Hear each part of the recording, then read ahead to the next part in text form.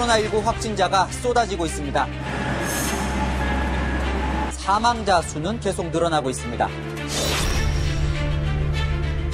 코로나19 때문에 연예계도 초비상. 자가격리 기간 중 일본으로 여행 간 그의 이름은? 대구 가서 마스크 선물한 의리남. 기부도 죄가 되나요? 배우 이시연이 기부하고도 욕먹은 이유는? 방송인 변정수가 손소독제 팔다 큰 코 다친 사연은? 밀라노 다녀온 후 스태프 확진 판정받은 스타는 누구? 지금 풍문으로 들어쇼에서 공개합니다. 네, 살면서 요즘처럼 마스크를 오랜 시간 끼고 다닌 적이 없는 것 같습니다. 네, 스튜디오까지 마스크를 끼고 들어오게 될 줄이야 몰랐는데 방송을 저도 30년 가까이 했는데 이런 적은 처음인 것 같습니다. 네.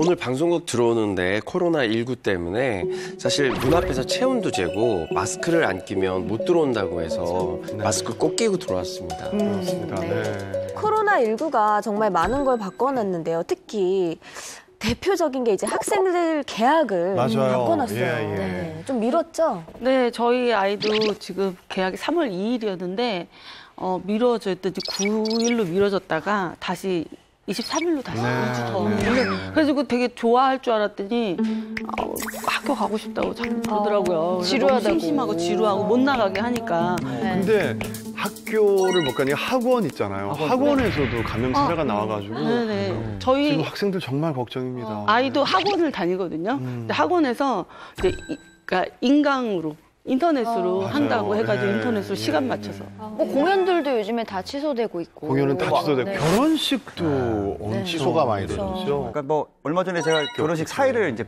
직전에 봤는데 일단 한 30% 정도 왔어요. 반 이상이 안 와요. 그리고 다 마스크를 쓰고 있고 어머님 아버님마저도 마스크를 쓰고 있어요. 그 정도로 심각해요. 그리고 이제 그 식사를 하잖아. 뷔페 같은 거를 안 먹고 답례품으로 그냥 받아가더라고요. 이 얘기를 듣는데 막 마음이 무거워지고 있어요. 왜냐하면 제가 4월 그렇죠. 말에 살 예정인데 정말 노처녀 시집가기 되게 힘드네요. 근데 이게 되게 신기한 게 결혼이 인생에 한 번뿐이니까 이게 위약금 조항이 굉장히 강하거든요.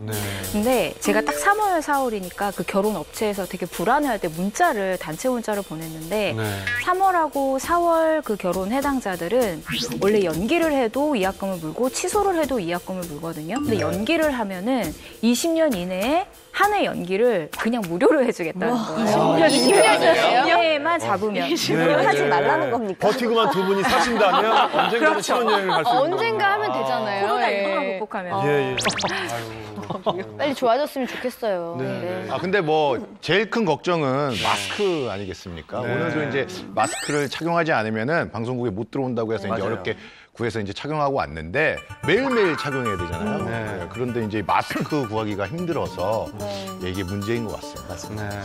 원래 이 코리아 필터, 이 KF 마스크의 출고 가격이 한 개당 200원에서 300원 정도 됐는데 이게 수요는 너무 많은데 공급이 부족하다 보니까 출고가도 덩달아 올라서 지금 개당 가격이 그냥 5,000원.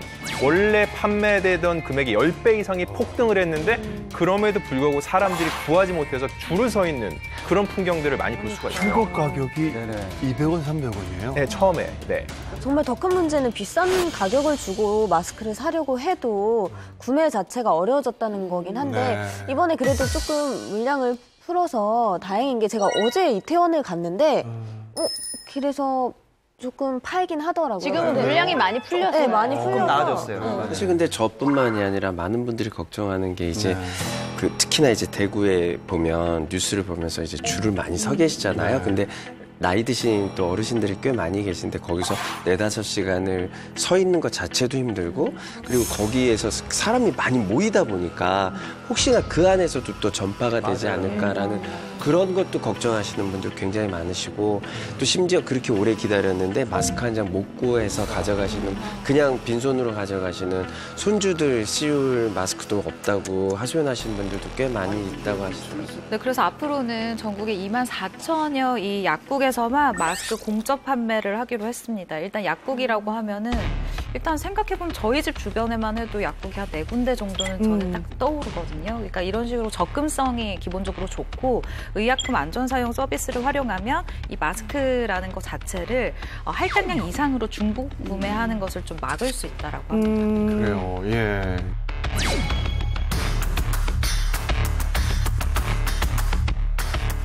자, 그런데 공적 판매가 시작되고 난 이후부터 수상한 마스크가 등장하고 있다면서요.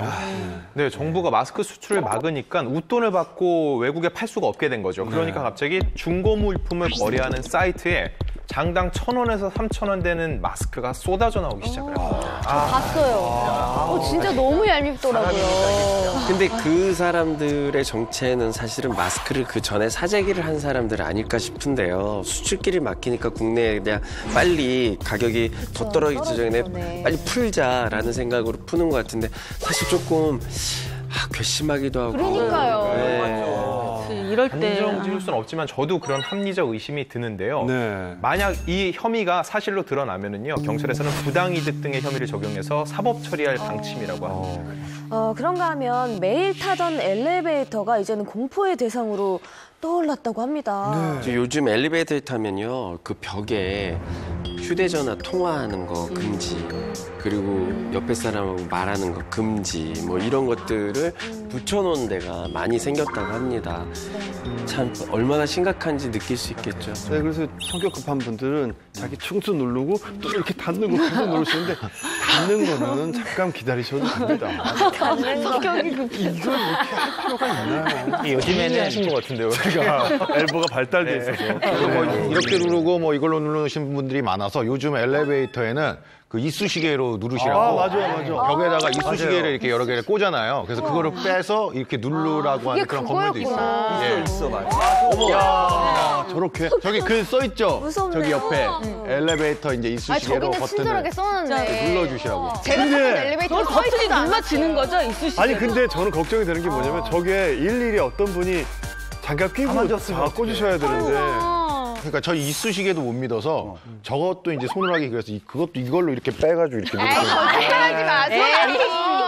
저기가 이게 어떻게 가능해요? 상준 씨, 상준 씨, 그럴 수 있다면 그 볼펜 한번 이렇게 잡아보세요. 안 닿는데? 볼펜 한번 잡아보세요.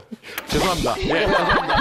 여기 어디냐면은 경남 창원에 있는 한 빌딩의 엘리베이터입니다. 예. 저게 이제 뭐 엘리베이터 버튼뿐만이 아니라 지금 뭐 지하철, 버스에서도 손잡이 잡는 게 굉장히 두려운 거예요, 지금. 그래서 이제 니트릴 장갑이라고 이제 그 얇은 고무 장갑이 있어요. 그거를 끼고 마트 카트를 끌고 있더라고요, 이제. 저는 근데 원래 집순이어서 그런지 몰라도 요즘에 집에만 있어도 사실 이렇게 막 뭐 그렇게 답답하지 않은데 많은 분들이 일상에서 이제 뭐 모이는 일들, 모임이나 이런 것들이 많이 취소되고 하니까 집에서 이제 거의 뭐 삼시세끼 드물게 다 해먹으시는 분들도 계시고. 사실 그것 때문에 저희 외식하는 사람들은 생계 위협까지 지금 느끼고 있는데요. 제 가게가 있는 이태원만 해도 보통 지금 저희 드라마가 하고 있는 게 이태원 클라스거든요. 이태원 클라스 때문에 사실은 굉장히 많은 기대를 하고 있어요. 그런 때예요, 사실은. 외국 관광객들도 정말 이태원 클라스 때문에 오고 싶어하는 분들도 많다고 얘기를 들었는데 사실은 이태원에 나와보면 평일날 낮에 사람이 거의 없고 밤에도 없고 그리고 저희 가게뿐만 아니라 다른 가게 매출들을 사장들끼리 모여서 얘기를 하면 뭐 이거 반토막이 아니라 3분의 1밖에 매출이 안 나는 거예요. 그러니까 70에서 80%가 다 지금 매출이 안 나와서 정말 힘든 상황입니다. 그러니까 사회 전반적으로 엄청난 영향을 끼치고 있는 이 코로나19가 연예계에도 침투를 하고 있습니다. 이미 검사를 받은 스타들도 있죠. 네, 맞습니다. 2016년이죠. 서바이벌 프로그램을 통해서 IOI 멤버로 발탁이 됐었던 가수 청아 씨가 그 주인공입니다. 네.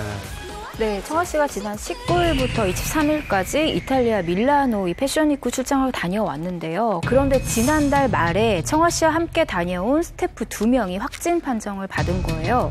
근데 이거를 이제 기사가 나기 전에 취재를 했었거든요. 왜냐하면 이 스태프 중에 한 분이 모 지역의 최초 확진자였어요. 근데 이 정보를 이제 몇몇 매니저분들이 아시고 전화가 온 거예요. 너무 걱정이 된다. 왜냐하면 이 확진자가 청아 씨랑만 일을 하는 게 아니거든요. 근데 확실하게 동선을 밝히지 않으니까, 왜냐면 스텝이 여러 명이잖아요. 그래서 실제로 이 확진자랑 같이 일하는 다른 스텝들을 어떤 가수가 현장에 못 오게 하고 이렇게 조치를 취했는데, 그래서 이거를 가지고 그 많은 매니지먼트사들이 회의를 실제로 했어요. 정보도 공유를 하고. 근데 다행히 청아 씨는 이제 음성 판정을 받은 걸로 알고 있고요.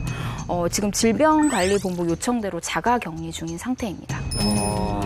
그런데 같이 간 스태프들은 이제 확진이 나왔고 청아 씨는 그래도 다행히 음성 판정이 나왔는데 아무도 믿어주질 않는 거예요. 네, 다들 그러더라고요. 아니 음성이 나왔는데도. 네, 그러니까 못 믿어하는 사람들이 또 있어요. 연예인이니까 혹시 숨기는 거 아니야, 막 이런 식으로. 그런데 그렇게 거짓말을 하지는 않겠죠. 맞아요. 그런 얘기도 있었어요. 믿어주셔야죠. 연예인 최초 코로나19 타이틀 달기 싫어서 연예인들이 걸려도 말하지 않는다라는 사실 그런 얘기까지도 돌았었어요. 그러니까 청아 씨가 굉장히 괴로웠나 봐요. 이런 루머 때문에 이제 지난 2일이었죠. 라이브 방송에서 이제 자기의 이제 해명을 합니다. 매니저님은 정말 건강하고 저도 건강하다. 저는 하루 종일 방 안에만 있다라고 밝혔습니다. 예. 네. 코로나19에 감염됐다는 소문이 퍼진 스타도 있었죠. 네, 바로 보이그룹 뉴이스트의 황민현 씨인데 이런 가짜 뉴스가 항상 어떠한 믿을 만한 근거에서 얘기가 파생되기 때문에 자꾸 사람들이 속게 되거든요. 네. 마찬가지로 황민영 씨도 이탈리아 밀라노 패션위크에 다녀왔습니다. 근데 거기서 확진자가 나왔기 때문에 더욱더 그럴 수도 있겠다라고 생각이 드는 건데 결과적으로 코로나19 검사까지 받았고 음성 판정을 받았습니다.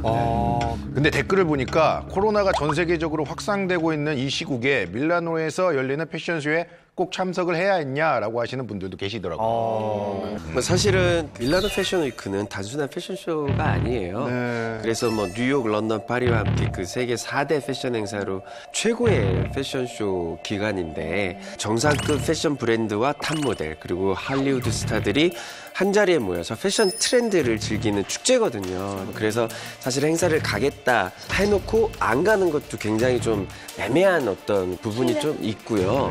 하필 코로나19가 어떤 유럽의 어떤 시발점이 되고 있다라는 게 이탈리아인데 이 행사 자체도 뭐 하냐 마냐 뭐 이렇게 꼭 가야 되냐 마냐 연예인들끼리도 고민을 많이 했던 행사인데 조금 더 조심했어야 되는데 사실 이런 그 코로나19 때문에 우리나라 서울 패션 위크는 아예 취소를 해버렸어요. 네. 그래서 올 봄 상반기에 패션 위크가 아예 없어졌습니다. 그리고 이 밀라노 패션 위크에는 우리나라 이제 스타들뿐만 아니라 할리우드 배우인 이제 윌 스미스라든지 올랜도 블룸이라든지 이런 배우들도 참석을 했던데 하필 이제 이탈리아가 유럽에서 확진자가 지금 가장 많은 상황이잖아요. 네, 이탈리아에서 지금 코로나19 확진자 수가 2,000명을 넘어섰는데 사망자 수는 한국보다 더 많은 상황입니다.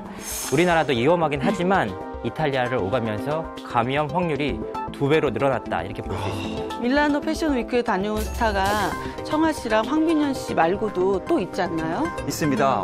송혜교 씨, 아이유 씨, 한예슬 씨도 함께 다녀왔거든요. 그럼 그분들도 검사를 좀 받아야 되죠.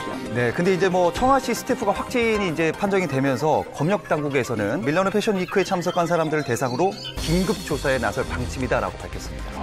네, 그중에 한예슬 씨 같은 경우에는 이 밀라노에 같이 갔던 스텝이 코로나19 확진 판정을 받았다라고 지라시가 돌기도 했었어요. 그래서 저도 실제로 그 지라시를 받았었는데 이에 대해서 기자들의 문의가 쏟아지니까 소속사 측에서 명확하게 입장을 밝힙니다.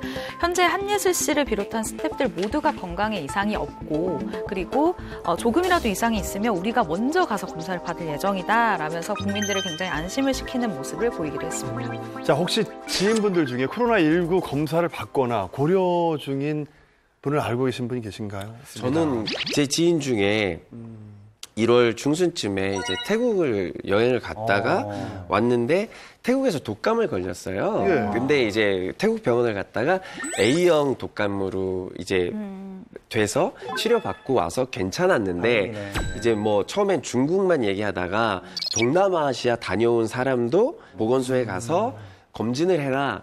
이래서 이제 지인이 1339에 문의를 했는데 네. 혹시라도 확진이 안 나오면 30만 원에서 50만 원의 진료비가 나올 것입니다.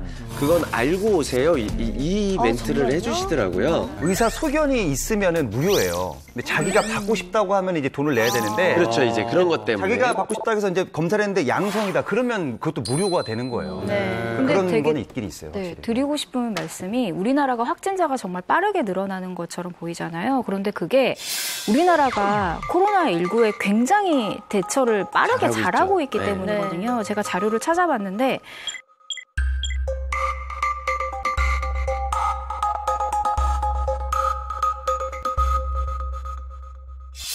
그런데 여기서 중요한 건 확진 비율이잖아요. 일본이 우리나라보다 이 검사 건수가 굉장히 낮음에도 불구하고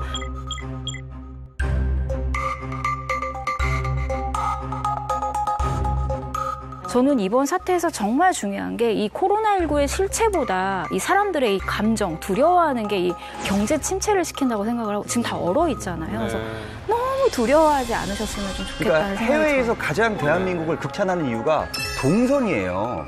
동선을 이렇게 많이 잘 알려주는 나라가 없다는 거예요. 그렇죠. 대단합니다. 문자로 지금. 막 이렇게 또 맞아요. 네. 자, 이렇게 코로나19가 대한민국 연예계에 전방위적 타격을 입히고 있는데요. 특히 피해가 심각한 곳이 영화계라면서요. 네, 맞습니다. 특히 극장가는 거의 16년 만에 최저 관객수를 그러니까요. 기록할 정도로 사실 요즘에는 어떤 공공장소에 갔다고 말하는 게 굉장히 눈치가 좀 보이긴 하는데 저도 극장에 그 며칠 전에 다녀왔는데 진짜 아무도 없는 거예요. 정말 없어요. 혼자 봤다는 사람도 저는 봤어요. 정말 몇 명이 없었었고 그 정도로 지금 사람이 없는 상태인데 그러다 보니까 이제 조금 피해를 보고 있는 영화들이 26일에 개봉 예정이었던 이 사냥의 시간이라는 영화가 개봉이 미뤄졌고요. 또 기생충 흑백판도 개봉이 미뤄졌고 결백, 콜이라는 이 영화가 있는데 이게 다 잠정 연기가 됐고요.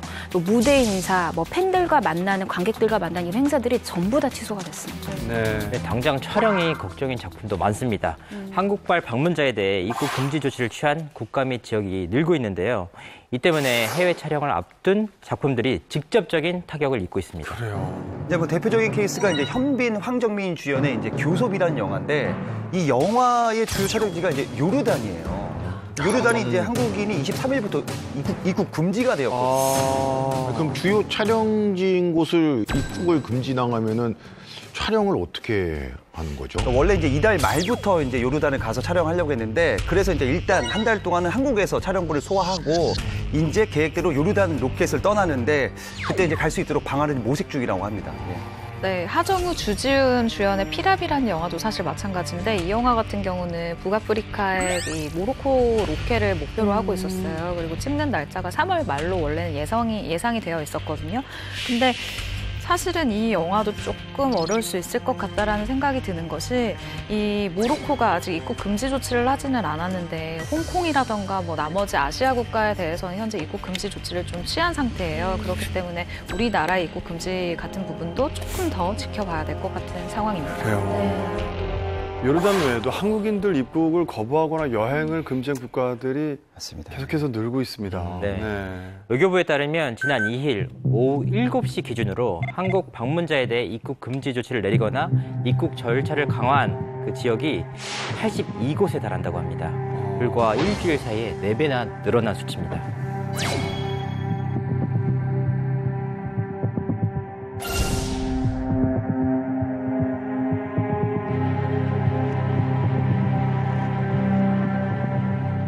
미국 같은 경우는 코로나가 굉장히 좀 빠르게 확산되고 있는 대구 같은 경우는 여행을 금지한다라는 이 조치까지 취한 상황입니다.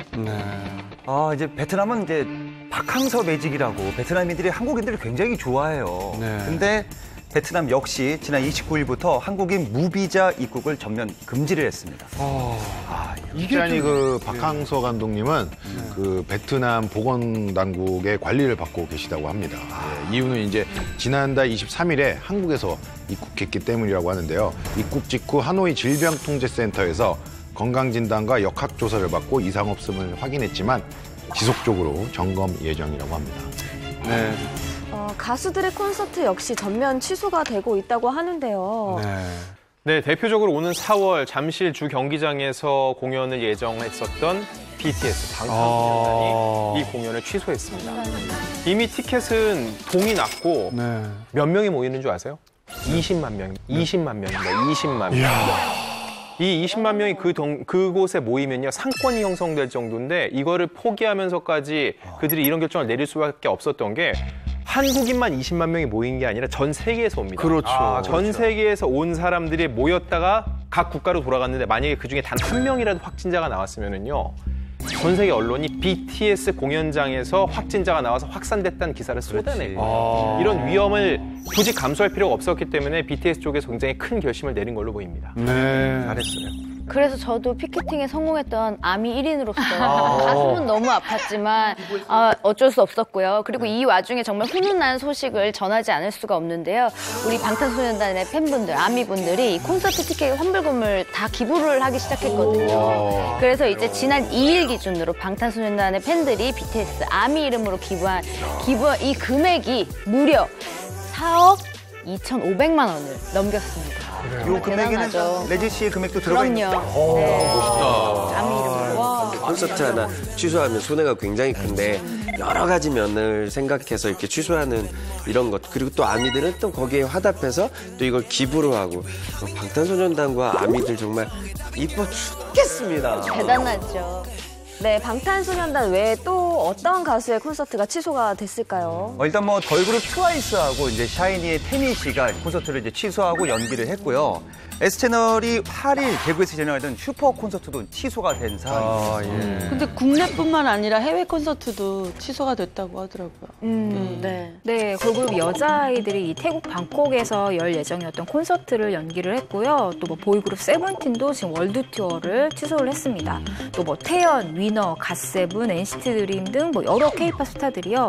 태국과 싱가포르 공연이 있었었는데 이게 다 지금 취소가 된 상황입니다. 저희 룰라 같은 경우에는 솔직히 이제 이상민 씨가 그동안 너무 바빠서 스케줄 공연 같은 것도 많이 못했지만 그래도 이상민 씨가 이제 많이 쇼를 좀 우리가 이제 조금씩 하자 이렇게 편안하게 됐는데 공연이 올해 되게 많이 잡혀 있었어요. 90년도 가수들과 뭐 쪼인 다른 가수들끼리 이렇게 그래서 쪼인해서 하는 공연들이 굉장히 많이 됐었는데 그게 다 캔슬되고 그러니까 아직 스톱. 그 상태는 아직 6월달 이후에 이제 공연들은 다 스톱이고 그리고 이제 행사라든지 이런 것도 되게 많이 좀 왔었는데 그것도 그렇고 이제 스톱이고 그리고 이제 외국 공연도 지금 얘기가 있지만 외국 공연도 지금 일단은 교포 공연. 네, 6월 달이기 때문에 일단은 좀 보자라고 하고는 있는데 롤라 어떻게 활동 엄청 기다리고 아니 김지현 씨가 이제 좀 내가 좀 하려고 하니까 근데 뭐 가수 쪽뿐만이 아니라 코로나19가 방송계에 미친 영향도 만만치 않습니다. 그렇죠. 일단 드라마 촬영 현장은 초비상 상태예요. 왜냐면 여러분이 TV에서 보는 거는 두 배우지만 그들 주변에 못해도 30명에서 50명 정도의 그럼요. 스태프가 수십 있거든요. 명의. 그것도 밀집된 곳에서 일을 하기 때문에 누가 감염이 됐다 하면 굉장히 빠르게 확산될 수 있거든요. 그래요. 저는 박하나 씨도 또 요새 드라마 찍고 있어서 걱정되는데 어떤가요, 분위기가? 네, 저희도 또 병원이 많이 나와요. 원래는 그 병원을 많이 이용할 수 있었거든요. 이제 뭐 새벽 시간대나 이럴 때. 근데 지금은 아예 장소 섭외 때문에 촬영이 늘 A안, B안이 나와요. 오늘 이걸 찍을 수 없으면 장소 협조가 안 돼서 그럼 이 B안으로 찍겠습니다. 항상 대기해 주십시오. 이런 것과 뭐 경찰서, 병원 세트들이 이제 한정되어 있으니까 모든 드라마들이 서로 자기가 먼저 쓰겠다고 쓰려고. 이게 예약이 너무 많이 돼 있어서 저희도 촬영하기가 힘들어요. 야 드라마 촬영 현장 난리군요. 네, 예. 그리고 저희 중에 누가 한 명이라도 스톱이 맞아요. 걸리면 그러면 다 2주는 무조건 올 스톱인 거예요. 그러면 더구나 뭐 있죠. 메인 배우들이 걸렸다 하면 더 그런 책임감과 부담감이 클 수밖에 없어서. 아니 드라마 촬영 현장 가보니까 100명 가까이 다. 예, 100명 가까이 되는 사람이 밀집돼가지고 뭐 각 파트별로 움직이는데 안 부딪힐 수가 없으니까. 예. 아니 그리고 또 현장에 지금 나와 계시면 상준 씨가 참여하고 있는 포메드 빅리그 무관객으로 녹화를 이어간다던데. 네, 지금 2주째 그렇게 녹화를 진행하고 있는데요. 예. 그게 코미디지 않습니까? 그죠. 코미디는 사실 관객의 반응이 되게 중요하잖아요. 맞아요. 그래서 개그맨들끼리 이게 관객이 없이 하는 거는 아니고 그냥 아예 쉬어야 되는 거 아니냐 이런 얘기도 했었는데요. 그런데 이제 개그맨끼리 이제 녹화를 하는 팀이 있을 때 안 하는 코너의 팀들이 앉아서 봐주자. 이렇게 해서 맨 처음에 첫 주를 녹화를 했는데 이진호 씨 같은 경우가 이번 녹화 때 제가 녹화를 무대에서 하고 있는데 객석에 앉아 있는데 등을 돌고 뒤를 돌아버렸어요. 그래서 제가 녹화하고 있을 때 계속 뒤를 돌고 앉아 있었어요. 그러니까 그런 재미들이 이제 하나씩 나타나기 시작해서 안에서도 또 기질을 발휘해서 이제는 이제 우리가 관객들에게 웃음을 줬던 것을 이 안에서 우리 개그맨들이 앉아 있을 때 그걸 가지고 개그를 활용해 보자. 그래서 새로운 또 영역이 된 것 같아서 그런 영역으로 또 도전을 해서 웃음을 드리려고 하고 있습니다. 이게 정말 무서운 게 저희 2주 전까지만 해도 이런 상상조차 안 했거든요. 지금 저는 사실 여기 앞에 황현지 씨하고 상준 씨 계시지만 후배들이 사실은 개그맨들은 행사가 굉장히 주된 그 생업이거든요. 그런데 너무 타격이 많죠. 굉장히 심각한 게 뭐 저도 일단 뭐 다 취소가 됐고 그리고 중요한 거는 이제 저보다 이제 레크레이션 MC 분들, 뮤지컬 배우, 연극, 대학로 연극 가시는 분들, 뭐 역시 개그맨들 중에 행사 주로 하시는 분들인데 다 취소해요, 다. 그래서 아예 돈이 없어요. 그래서 저한테 전화 와서 뭐 돈을 좀 빌려달라는 분들도 계시고 대출 알아보시는 분들도 있고 그래서 그 정도예요? 그 정도예요. 그래서 지금 찾는 게 택배는 지금 굉장히 성행이에요. 막 어마어마하게 일자리가 늘어서 택배를 지금 알아보고 있는 개그맨들부터 해서 이 MC분들이 굉장히 많이 늘어났어요. 왜냐면 대학로 같은 데서 공연하던 친구들도 지금 다 올스톱. 그게 주 수입이니까. 그죠. 제가 드라마 쪽, 가수 쪽 다 해봤는데 제일 힘든 게 예능 쪽이에요. 그러니까요. 왜냐? 일단 여행 예능 초토화. 외국으로 많이 가는데 외국에서 아예 받지도 않고 보통 관광청과 협의를 하는데 이런 협의 자체가 불가능합니다. 그래서 여행 예능을 국내로 돌렸는데 이건 역시 지역 간 감염이 우려된다고 해서 안 됐고요. 먹방 역시 사람들이 볼 때 나눠 먹는 모양새자. 지금은 다 각자 먹어야 되는데 막 그걸 먹는 모양새조차가 안 된다고 해서 그것도 안 하고 있고요. 이런 식으로 멈춘 프로그램이 한두 개가 아니에요. 여행 프로는 지금 종영까지 얘기가 나오고 있어요. 정말요? 아직 확정된 건 아니지만 그런 얘기가 계속 나오고 있어요. 그런데 이렇게 모두가 힘들어하고 있을 때 따뜻한 위로가 되는 뉴스들도 좀 들려오고 있는데요. 바로 스타들의 릴레이 기부 소식입니다. 네, 맞습니다. 연예계 대표 기부천사 이영애 씨가 지난달 21일에 대구 사회복지공동모금회에 성금 5천만 원을 기탁을 했고요. 그리고 그 다음 날에는 박서준 씨가 대구시에 1억 원을 또 기탁을 했습니다. 연인이 나란히 기부를 해서 선행 커플로 불리는 스타도 있습니다. 바로 신민아 씨와 김우빈 씨인데요. 지난 25일 신민아 씨가 1억 원을 기부하자 바로 그 다음 날이죠. 김우빈 씨가 1억 원을 기부를 해서 화제를 모으기도 했습니다. 자, 그리고 이제 가수 나훈아 씨하고 배우 이민호 씨가 각각 3억 원씩 기부를 했습니다. 그리고 그 외에도 유재석, 이병헌, 공유, 이정재, 전지현, 수혜 씨 등도 이제 코로나19에 기부를 동참했고 또 박수홍 씨도 기부를 또 하셨습니다. 네. 박수홍 씨는 너무 말을 안 하니까 좀 얘기를 좀 하세요. 좋은 얘기잖아요. 티 좀 내요. 너무 큰 금액을 하셔서 말 못하는 겁니까? 작은 금액을 하는 겁니다. 근데 이런 기부에 뭐 큰 금액, 작은 금액이 어디 있어요? 맞아요. 맞아. 홍석천 씨도 하셨잖아요. 홍석 씨가 또 건물주시잖아요. 또 이제 임대료도 이제 하락을 좀. 사실은 이제 저 같은 경우는 제가 이제 착한 건물주 운동을 작년부터 먼저 시작을 했어요. 그래서 경리단 살리기 운동을 할 때 저희 경리단 건물주들 모여서 가격을 좀 낮추자. 그래서 저는 이미 낮췄었고 또 이태원도 지금 건물주들이 이미 좀 많이 좀 낮추는데 동의하신 분들이 굉장히 많고 이미 낮춰주셨고 바람이 있다면 제가 새들고 있는 저희 건물주님도 좀 낮춰줬으면 좋겠다 라는 생각을 네.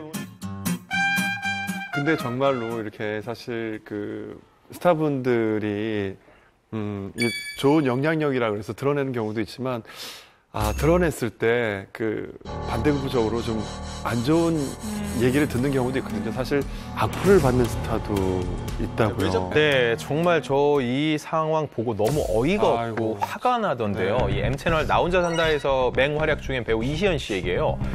그 유세훈 씨랑 좀 친분이 있는 것 같은데 유세훈 씨가 아들과 함께 각각 1,000만 원, 3만 원, 1,300만 원. 근데 아들과 부자가 함께 하는 거니까 의미가 있잖아요. 이렇게 기부한 것을 글을 올렸어요. 이걸 보고서는 자극을 받아서 나도 동참하고 싶다 해서 100만 원을 기부를 하고서는 이거를 알렸는데 이때부터 말도 안 되는 악플들이 쏟아지기 시작을 한 겁니다. 네? 아니 왜? 아니 그러니까 이 기부라는 게 순수하게 남을 돕기 위해서 내는 금액인데 이 금액이 적고 크고가 어디 있습니까? 근데 이 금액 가지고 정말 많은 사람들이 이상한 사람들이 딴지를 걸더라고요. 네. 뭐라고? 예. 정말 이런 악플이 달렸나 믿기지가 않으시겠지만 다른 스타들은 1억, 2억 기부하는데 겨우 100만 원으로 생색을 내냐 이렇게 댓글들을 단 거예요. 악플러들 본인은 정말 단돈 1원도 안 하면서 악플러들은 그러니까. 그래서 이시연 씨가 결국에는 그 글을 삭제를 했는데 너무 화가 나더라고요. 지켜보면. 그러니까요. 기부는요. 돈의 크기가 아니라 마음의 크기로 하는 거잖아요. 맞아요. 게다가 이시연 씨 같은 경우 나 혼자 산다에서 전세 사기를 당했었다는 얘기를 한 적도 있었거든요. 본인도 금전적인 어려움을 딛고 일어나서 또 이렇게 기부를 했던 건데 그 사람을 부끄럽게 만드는 사람이 전 진짜 부끄럽거든요. 이세연 씨가 뜻하지 않게 이제 악플에 시달리자 이제 유세윤 씨가 이런 글을 남깁니다. 함께 해주어서 고맙고 절대 잘했어라면서 이제 위로의 글을 남겼죠. 네, 그리고 전 축구 선수 김병지 씨도 이 뜻에 굉장히 동참을 했었는데요.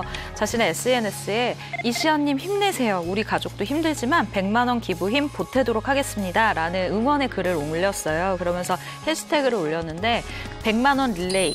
대구 힘내라, 캠페인 릴레이, 이시연 힘내라 뭐 이런 해시태그를 덧달기도 했습니다. 아이고 감사하네요. 예. 아무튼 이시연 씨가 굉장히 좀 억울한 부분이 있는 것이 사람들이 잘 모르는 사실이 하나가 있는데요. 이시연 씨가 평소에 그 일본군 그 위안부 피해자와 국가유공자를 위해서 꾸준히 기부를 했더라고요. 그리고 2017년에는 각막기증 캠페인에 참여하기도 했고요. 굉장히 좀 좋은 친구예요, 이 친구가. 근데 잘 모르시는 분들이 이렇게 악플로 상처를 주는 거는 좀 그만했으면 좋겠습니다. 그러니까요. 심지어 이시연 씨 같은 경우는 이렇게 국가유공자라던가 위안부 피해자분들뿐만 아니라 아동 인권신장 티셔츠를 입고 방송에 나가기도 하고 이 아동들을 위해서 깜짝 팬미팅도 무료로 자기가 나가기도 했었어요. 근데 저는 이렇게 돈을 기부를 하는 것도 기부지만 자신의 시간과 체력을 써서 누군가를 기쁘게 하는 것도 저는 되게 큰 기부라고 생각하거든요. 그럼요. 더 어렵죠. 스타들이 기부를 하는 게 비단 돈뿐만은 아니잖아요. 네, 그렇죠. 가장 대표적인 기부 품목은 역시나 마스크인데요. 가수 홍진영 씨가 대구시청과 경북도청에 마스크 2만 장을 기부를 했고요. 또 컬투의 김태균 씨가 취약계층 어린이들에게 방역 마스크 1만 장을 기부를 했고 함소원 씨 부부도 마스크 1만 장을 기부했습니다. 자, 그리고 의리의 아이콘이죠. 김보성 씨도 가만히 있진 않았습니다. 김보성 씨가 직접 대구에 내려가서 차를 타고 마스크 5,000장을 나눠줬습니다. 이거 사진 봤어요. 근데 한 곳에서 나눠주면은 사람들이 몰리고 감염될까봐 5-6시간을 계속 돌아다니면서 나눠줬다고 합니다. 고승희 형님 정말 의리합니다. 의리예요. 저희가 예. 마음이 있어서 기부를 하는 것까지는 저희가 할 수 있지만 실제로 이렇게 저렇게 내려가시는 거 대단하시죠. 정말 실천력이 있어야 가능한 거예요. 용기죠, 용기. 대단하시네요. 정신 여러분들 힘내셔야 됩니다. 김보성 씨 저렇게 좋은 일 계속 하시는데 지금 몸 상태나 이런 거는 괜찮으신지 지금. 우리 김지현 씨처럼 걱정하시는 분들이 계실까봐 제가 직접 만나고 왔어요?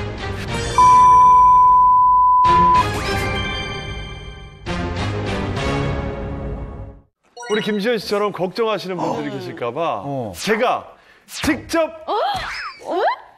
만나고 왔어요? 전화 연결을 해봤습니다. 네. 자, 여보세요. 안녕하십니까.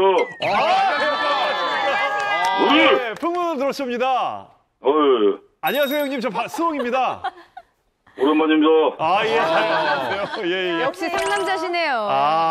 아니, 대구에 갔다 오셨는데, 김지현 씨도 걱정하시던데, 어떠세요? 몸은 좀? 지금 방에 이제 혼자 지금 자가 격리돼 있고요. 몸 상태는 아직 괜찮습니다. 그리고 식사 때가 되면은 와이프가 이제 마스크 쓰고 쟁반에다가 장을 갖다 주고 같이 나가고. 가족들하고도 그러니까 어느 정도 혹시 모르니까. 네. 그렇죠. 저는 지하실 방에 있고요. 예. 아직까지는 제가 아들 얼굴 못 봤습니다.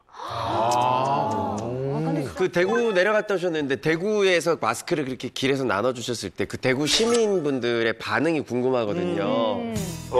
일단 마스크도 마스크지만 위로를 해드렸던 너무 힘들게 있다가 그 마음이 너무 감사하다고 눈물을 흘리신 분도 계셨고, 그다음에 꽃이나 편지를 써주시고, 또 어떤 분들은 음료수, 선물도 갖다 주신 분 계시고, 반면에 또 이제 너무 또 어르신분들은 좀 위축된 분도 계셨고, 네, 그리고 다행인 거는 이제 그 동성로의 젊은 분들은 아직 좀 밝은 모습을 보여서 안심을 했습니다. 김보성 씨가 진짜 많은 분들에게 힘과 뭐 그런 용기를 주신 것 같아요. 대구 분들이 깜짝 놀라셨을 거예요. 그러니까요. 네. 더 근데 더 위로가 돼야 되고 더 힘을 내셔야 됩니다. 맞습니다. 그럼요. 예. 네, 자가격리가 끝난 후에 또 계획이 있으시다고 들었는데요. 지금 마스크를 좀 추가적으로 지금 주문 제작하고 있고요. 다 완성된 대로 또 내려갈 생각입니다. 진짜 멋지신데요. 진짜. 의리하면 김보성 형님입니다. 의리입니다. 네. 우리 의리가 아니네요. 대구 시민 여러분들 의리로 또 방문하셔서 이렇게 좋은 일도 하셨는데 우리 한 말씀 해주세요, 여러분께. 네, 우리 대구 시민 여러분, 이제 끝까지 함께 할 테니까 온몸을 던지겠습니다. 지켜드리겠습니다. 힘내셔야 됩니다. 그리고 풍문으로 우리 시청자 여러분, 그리고 우리 MC 여러분들도 같이 마음을 모아주십시오. 알겠습니다. 감사합니다. 김보성 씨. 최고의 의리랑 우리 또 선행까지 실천하고 계신 김보성 씨 앞으로도 계속해서 멋진 행보 저희가 기대하도록 하겠습니다. 김보성 씨 파이팅입니다. 대한민국 화이팅! 고맙습니다. 대한민국 화이팅! 대구 시민 여러분들 힘내십시오! 정말 진짜 멋진 남자입니다. 예. 다녀오시고 전 다음 날 또 인터뷰 요청해서 통화를 했었는데 지금은 본인이 아마 부끄러워서 말씀을 안 하신 것 같은데 그때 말씀한 시민 중에 꽃집 아주머니가 꽃과 거기에 편지를 써서 주셨는데 제가 그 사진을 받았어요. 그래요? 그 내용을 보면은요. 네. 저는 꽃집을 운영하는 아줌마입니다. 너무 장사도 안 되고 힘이 들어서 저도 모르게 눈물이 났습니다. 마스크 감사히 잘 쓰겠습니다 해서 자기 이름까지 딱 적어 쓰셨는데 아마 그분들은 모두가 대구를 외면한다고 느끼는 그 시점에 김보성 씨가 내려와서 손잡아주면서 그걸 줬을 때 느끼는 감정을 그대로 쓰셨던 것 같아요. 그래서 멋집니다. 정말 김보성 씨가 큰일 하셨다고 느꼈어요.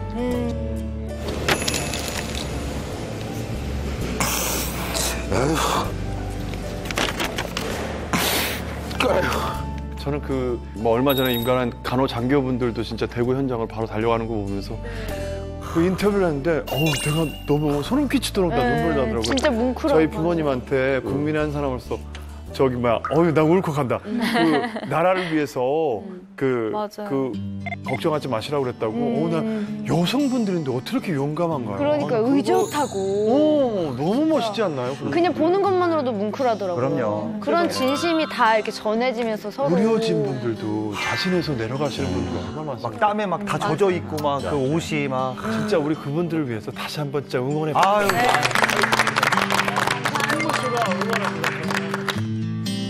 이렇게 위험을 무릅쓰고 선행하시는 분들 보니까 제가 너무 부끄러운 마음이 저도요, 너무 커지는데 직접 대구까지 내려가서 마스크를 하나하나 손수 나눠주신 김보성 씨만큼이나 특별한 기부를 하신 스타들이 또 있죠.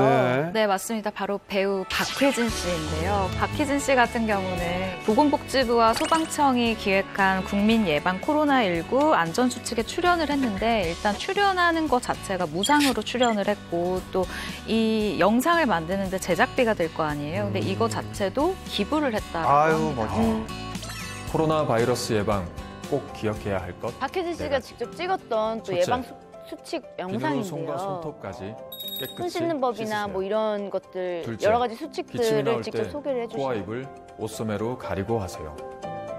셋째, 의료기관과 공공장소 방문 시 마스크는 필수입니다. 넷째, 마스크를 버릴 때는 반드시 규정대로 묶어서 안전하게 근데 이게 버리세요. 확실히 영상으로 보니까 좀 더 잘 들어오더라고요. 네. 그 버리는 법은 또 처음 봤네. 네.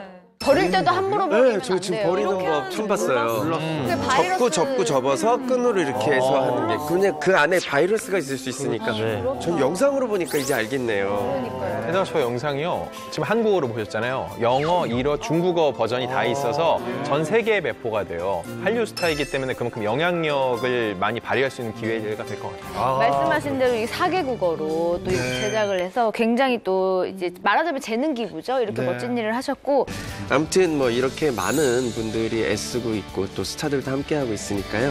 코로나19 금방 털고 일어날 것 같다는 생각이 듭니다. 네, 코로나 확산으로 고통받는 시민들이 증가하고 있는 이 와중에 뜻하지 않게 논란이 된 스타들도 있다고요? 네, 그 논란의 중심에는 방송인 변정수 씨가 있는데요. 이 코로나19에 대한 좀 공포심이 극에 달했을 때가 2월 말쯤부터였잖아요. 근데 지난달 23일에 변정수 씨가 그 본인 SNS에 그 본인이 대표로 있는 쇼핑몰에서 그 손 소독제를 판매하겠다는 글을 올린 거예요. 근데 이게 유명세를 이용해서 수익을 올리려는 게 아니냐라는 비판이 있었던 것이죠. 아, 예. 코로나 사태가 장기화되면서 뭐 손소독제, 뭐 품귀 현상이 빚어진 건 사실인데요. 글쎄 이런 상황에서 이게 어떻게 얘기가 나온 겁니까? 네, 저는 이걸 타이밍 때문이다라고 생각이 드는데요. 저도 이제 변정수 씨와 관련된 기사를 쓰기 위해서 이제 댓글들을 좀 읽어봤어요. 근데 댓글들 반응이 결국 판매를 한다라는 게 자기 주머니를 챙기는 건데 이 공포 마케팅을 사용해서 자기 주머니를 채우는 거냐 이 시국에 이런 반응들이 많더라고요. 근데 실제로 이 공포 마케팅이라는 게 뭐 보험이라던가 의약품 판매라던가 뭐 학원이 뭐 수업이라던가 이런 것들에 있어서 좀 많이 쓰여지는 방법이잖아요. 대중이 받아들이기에는 이 시국에 굳이? 라는 생각을 좀 하는 악플들이 많더라고요. 그리고 이때쯤부터 많은 스타들이 기부를 하기 시작했잖아요. 그래서 마침 그런 것들과 맞물려서 더욱더 그렇게 보이지 않았나. 정말 타이밍이 문제였죠. 그래서 이제 누리꾼들의 반응이 굉장히 좀 안 좋았는데 뭐 이런 누리꾼도 있습니다. 불난집 앞에서 소화기를 특가 판매하면 누가 좋겠냐라는 뭐 이런 댓글이 있는데 시국이 정말로 좀 안 좋은 시기였잖아요. 그래서 더 그런 것 같습니다. 예. 네. 이 시국에 폭리를 취하는 것 아니냐라는 이제 비판이 있는데요. 혹시 가격이 조금 비쌌나요? 이 변정수 씨가 판매한 상품의 가격을 제가 찾아보니까 이 2리터의 정가가 18만 5천 원인 이 제품을 12만 2,400원에 이제 특가 판매한다면서 글을 올렸는데 제가 굳이 뭐 이 평균 시장가를 찾아보니까 최저가랑 굳이 비교를 해본다면은 이게 뭐 특별히 엄청 싸거나 이렇지는 않았어요. 그런데 사실 대중들이 좀 화가 난 포인트는 이 가격 때문은 아니고 이걸 판매했다는 것 자체라고 생각을 해요. 대중이 봤을 때는 이 시국에 지금 자기 홈쇼핑 홍보를 하나 이렇게 오해를 하지 않았을까. 오히려 완전히 파격적인 제품에 내놨거나 기부를 했다면 오히려 좀 박수를 받았을 텐데 홍보에 포인트를 맞춰서 대중들은 생각을 한 것 같아요. 네. 근데 손소독제가 왜 비싼 거예요? 지금 마스크처럼 그래서 비싸진 거예요? 아니면 원래 비싼 거예요? 원래 점점 더 비싸죠. 저는 만들어서 쓰는 것도 있던데. 맞아요, 만들어서 집에서. 저는 만들었어요. 저도 만들어서 만들었는데 얼마 안 해요, 알코라고. 저희가 잔뜩 만들어서. 그러니까. 네, 근데 중요한 게 그 에탄올도 지금 부족한 상황이어서 부족하죠. 못 사는 사람들이 많죠. 네. 일단 변정수 씨가 해명글을 올렸죠. 네. 네, 오해하지 마세요. 질타도 칭찬도 다 새겨드릴게요. 라고 하면서 해명글을 올렸는데 논란이 사실 쉽게 가라앉지는 않았어요. 그리고 뭐 기부도 열심히 하겠지만 판매는 판매대로 이어가겠다는 거 아니냐. 그러니까 대중이 이미 판매하는 것에 대해서 지적을 했는데 판매를 이어간다라는 그 뜻에 대해서 좀 불편하게 받아들이는 사람들이 분명히 있기는 있었던 것 같아요. 네, 그러면서 이런 중소기업 제품 과 업체를 또 홍보하고 제품을 보다 저렴한 가격에 살 수 있도록 이렇게 추천해주는 것 또한 이제 좋은 일이 아닐까 싶다면서 이렇게 소신을 밝히기도 했는데요. 뭐 일리 있는 말이라고 생각을 하고요. 어쨌든 변정수 씨도 선의에서 시작한 일이잖아요. 이런 것들을 일일이 다 왜곡하면서 비난하는 것도 서로가 굉장히 또 힘들어지는 일이 소모적이고 힘들어지는 일이 아닐까 싶어요. 또 누가 뭐라 해도 제가 할 수 있는 최선의 역할을 할 것이라고 밝힌 변정수 씨는 그로부터 나흘 뒤 멋지게 그동안의 논란을 종식시켜버립니다. 뭐냐면 저소득 취약계층을 위해 2천만 원 상당의 살균 스프레이 1,000개를 기부를 합니다. 정말 멋지네요. 네. 거기서 끝이 아닙니다. 이 변정수 씨가 국제고 개발 NGO 단체인 굿네이버스 홍보대사로 활동하면서 수많은 또 기부 활동을 하셨는데요. 2010년에는 드라마 파스타가 있는데 그 본인의 출연료에 개인 금액까지 합쳐서 1억 원을 기부하기도 했어요. 2010년에 1억 원이면 굉장히 큰 돈이잖아요. 이런 분인데 손소독제 그 글 올렸다고 그렇게 비판글 달지 말아주셨으면 좋겠습니다. 네. 자, 코로나가 확산되는 시국에서 논란의 중심에 선 분이 또 있죠. 네, 바로 국립발레단 소속 발레리노인 나대한 씨가 논란이 됐는데요. 나대한 씨는 2018년 썸바디라는 댄스 연애 리얼 프로그램에 출연해서 유명세를 떨쳤습니다. 네. 그럼 나대한 씨가 왜 논란이 된 건가요? 저도 사실은 이해가 되지 않는데 네. 자가격리 기간에 일본에 여행을 간 거예요. 나대한 씨 같은 경우는 지난 2월 14일, 15일에 대구에서 공연을 한 이 국립발레단이 코로나19가 확산이 되니까 단원 그리고 임직원들한테 2주 동안 자가격리를 해라라고 이제 이야기를 했어요. 그런데 이 지침을 어긴 거죠, 나대한 씨가. 그리고 여자친구와 1박 2일로 일본 여행을 갔다 옵니다. 그리고 이 사실이 알려져서 사람들 사이에서 굉장히 논란이 되고 있는 거죠. 자가격리를 어긴 것도 어이가 없는데 여행을 그것도 일본으로 다녔다는 사실이 여러 번 진짜 기가 막힌 거죠. 지금 해외에서는 이제 무증상 감염 사례도 보고가 되고 있잖아요. 그러니까 설령 본인에게 증상이 없다 해도 감염원일 수 있기 때문에 마스크도 쓰고 자가격리도 하는 건데 대체 무슨 생각으로 코로나19가 확산된 이 시국에 일본까지 다녀온 건지 이해가 안 가네요. 근데 이분은 지금 뭐 어디 괜찮으신 거죠? 뭐 코로나 검사 받으셨나요? 나대한 씨는 이제 코로나 검사 여부는 뭐 아직 알려진 바가 없습니다. 하지만 뭐 발열이나 증상 같은 게 없다고 좀 전해지고 있어요. 그리고 국립발레단에 따르면은 일본에 다녀온 나대한 씨는 질병관리본부에서 공고한 자가격리 대상으로 오는 12일까지 자가격리해야 한다고 밝혔습니다. 근데 이제 자가격리를 어기는 건 이제 본인만의 문제가 아니라 다른 사람에게도 계속 피해를 주는 게 큰 문제라고 생각을 하거든요. 예. 근데 이렇게 자가격리의 지침을 어긴 사람에 대한 처벌은 없나요? 당초 나대한 씨한테 이 자가격리 지침을 내린 게 국립발레단이었어요. 네. 이 일본 여행 갔을 때는 보건 당국의 격리 지시는 없었기 때문에 법을 직접적으로 위반한 건 아니기 때문에 법적 처벌은 받지 않지만 이 국립발레단 쪽에서는 내규를 어긴 거잖아요. 내부 규정을 어겼기 때문에 그에 따른 징계와 엄중한 조치를 취할 거라고 밝혔습니다. 네, 오늘 12일에 이 국립발레단 내부에서 징계위원회가 열리는데 최고 수준이면 해임까지 갈 수도 있다고 하고요. 관계자에 따르면 가장 가볍게는 이제 권고 수준에서 멈출 수도 있지만 크게는 뭐 감봉, 정직 그리고 해임까지도 갈 수 있다고 하고 지금 내부 논의 중이라고 합니다. 현재 국립발레단의 예술 감독이 세계적인 발레리나 다들 아시죠? 강수진 씨인데요. 네. 바로 이분이 대국민 사과문을 내고 고개를 숙이셨습니다. 국가적으로 혼란한 분위기에 불미스러운 일로 국민들에게 심려를 끼쳐 죄송하다. 이 같은 사태가 재발하지 않도록 단원 관리에 더 세심하게 신경을 쓰겠다. 이렇게 고개를 숙였습니다. 신천지 모임을 통해 확진자가 퍼져나간 국민이자 피해자입니다. 코로나19 확산의 중심으로 떠오른 신천지의 모든 것. 10개월 동안 10만 명 입교.